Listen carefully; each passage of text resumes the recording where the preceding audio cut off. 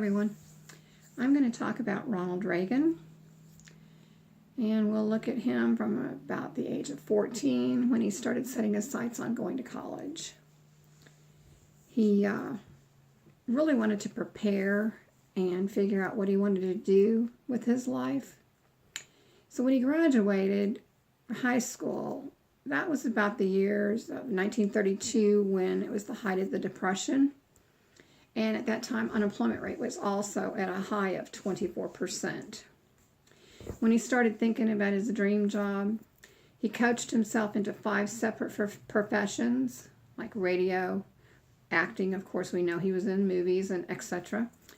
He was a union leader, public speaker, and he was also actively involved in politics.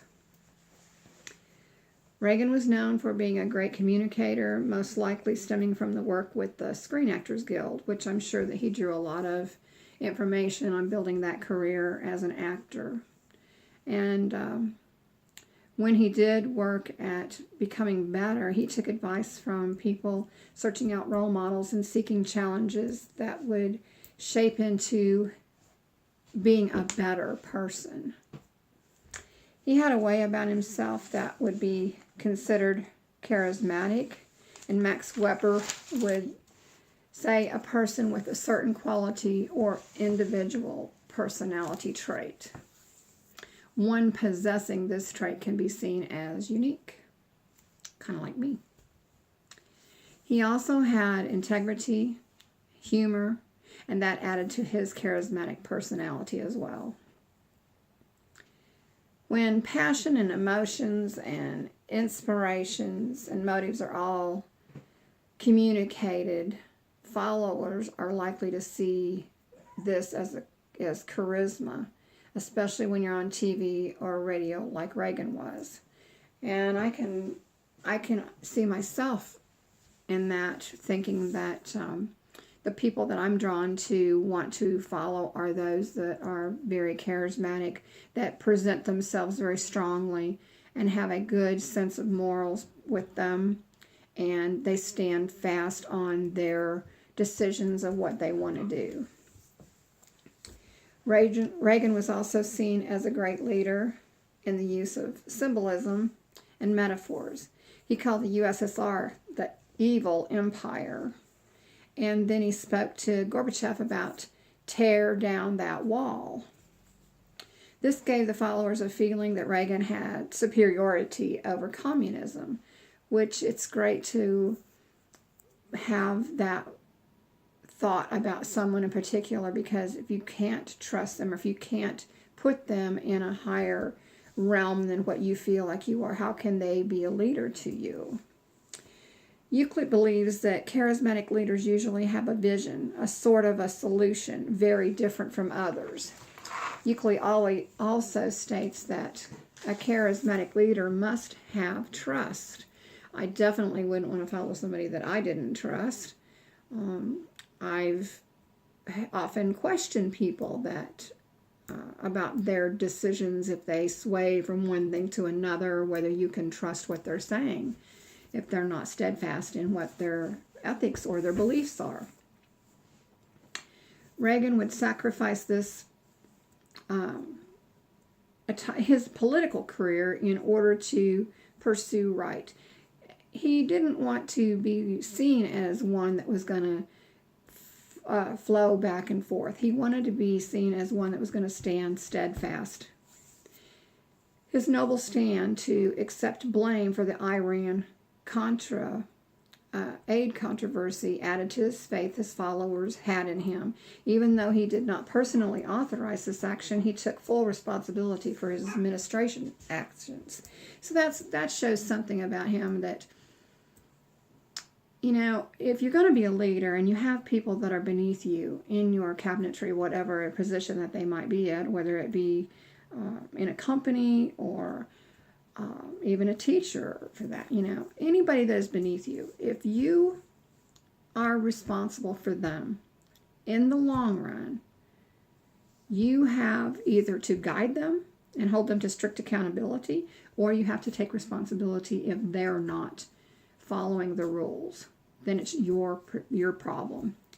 And I think this was a good thing that Reagan did when he stepped up and told the American people that ultimately it was his fault, because that was his administration that performed those actions without his knowledge. So that was really good for him. This action showed even more integrity and continued to increase his ability to build trust and the faith from his followers. With that being said, he did not like to micromanage his teams and use delegation in a skillful manner. That's a good thing. You can be a very good leader, but if you have to micromanage everybody that's in your organization, you're not taking advantage of maybe their full abilities. If you limit them to be, doing it just as I say, you have to leave somebody open for their own broad interpretations and bring those ideas back to you so that you can be an effective leader and have that knowledge and that sharing of information to be able to come to an informed decision about things. Weber believed that charisma occurs during a social crisis, when a leader emerges with a radical vision that offers a solution to the crisis.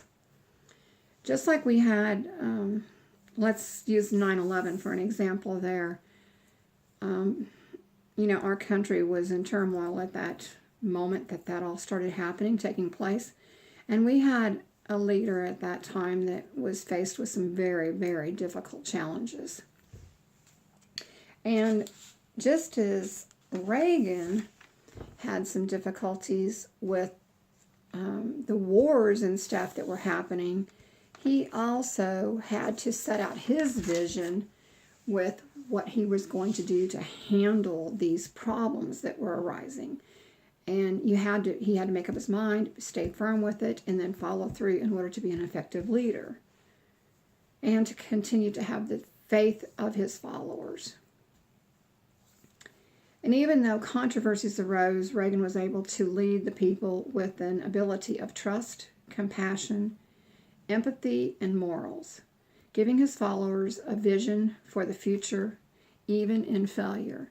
And we all know that not everything goes right every minute of the day. So no matter who you are, we are all infallible, and we make mistakes, and we have to, for lack of a better way to express, pull up our big girl panties on and pull up the bootstraps and start all over and regroup and head out to fix whatever it is needs to be fixed.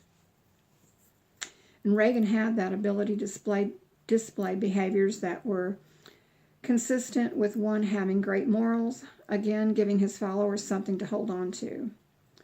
Charisma is also felt, and his people were also able to easily observe, especially in times of a crisis. If someone is trying to persuade me or convince me that I need to follow them, they can have a way that with words, they can have fancy words. But if I don't have that feeling, that intuition, that I have a connection with this person, then my faith and my trust is not going to go very far with them. Reagan also became known to many as Ron. He wanted it that way. He said he was not one to place himself above others, but he was humble and kind. And I borrow that phrase from my favorite country music singer, Tim McGraw. I don't recall, in my years anyway, of remembering presidencies that I felt anyone was more kind, more humble. Even though he had a stature of being the president, he always made you feel like you were just as big as he was. Anytime you seen him on the television making a speech, he always conveyed that through his charisma, if I may. He was once asked if in his early years when he was